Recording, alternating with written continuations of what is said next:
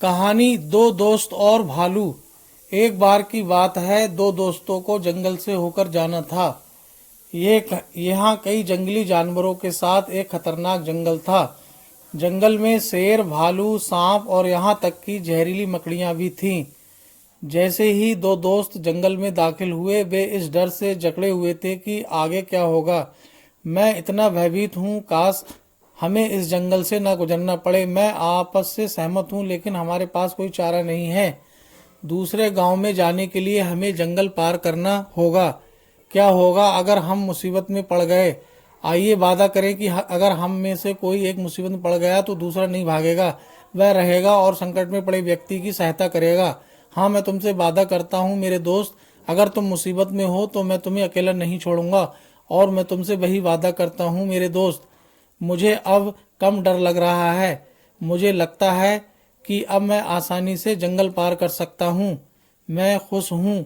चलो चलते हैं। कुछ देर जंगल में घूमने के बाद दोनों दोस्तों ने अपने आगे की झाड़ियों से सरसराहट की आवाज़ सुनी। वे अपने ट्रैक में रुक गए। आप क्या सोचते हैं कि यह क्या है?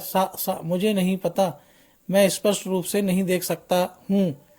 तभी उनके सामने एक बड़ी काली आकृति दिखाई दी। धत्तरे की, यह एक जंगली भालू है। इसमें हमें अभी तक नहीं देखा, इसलिए भागो। तब लड़का एक ऊंचे पेड़ पर चढ़ गया और उसकी एक डाल पर बैठ गया, लेकिन उसका दोस्त पेड़ पर चढ़ना नहीं जानता था। मेरा दोस्त, मुझे नहीं पता कि पेड़ पर कैसे चढ़ना है। कृपया मुझे इस पर चढ़ने में मदद करें। लेकिन पेड़ पर बैठे लड़के ने उसकी मदद नहीं की। उसने सिर हिलाया और पेड़ को कसकर पकड़ लिया। जमीन पर पड़े लड़के ने भालू को अपने पास आते देखा और फौरन मौके पर लेट गया। उसने सुना था कि भालू मरी हुई चीजों पर हमला नहीं करते हैं, इसलिए उसने अपनी आंखें बंद कर लीं, अपनी सांसें रोक लीं और बहुत शांत पड़ा रहा। भालू उसके करीब आ गया। वह उसके सिर के पास आया और सूंघा और उसके कान को सूंघ कर देखा कि क्या ये लड़का सांस ले रहा है। लेकिन लड़के ने अपनी सांस रोक रखी थी। भालू ने लड़के को छोड़ दिया और वह ये सोचकर आगे बढ़ गया कि वह मर चुका है।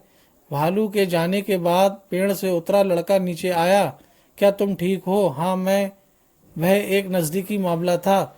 सच है यह तो मुझे बताओ मेरे दोस्त।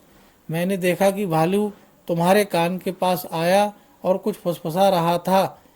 इसने आपको क्या कहा? इसने मुझे झूठे दोस्त से सावधान रहने और ऐसी संगत न रखने के लिए कहा।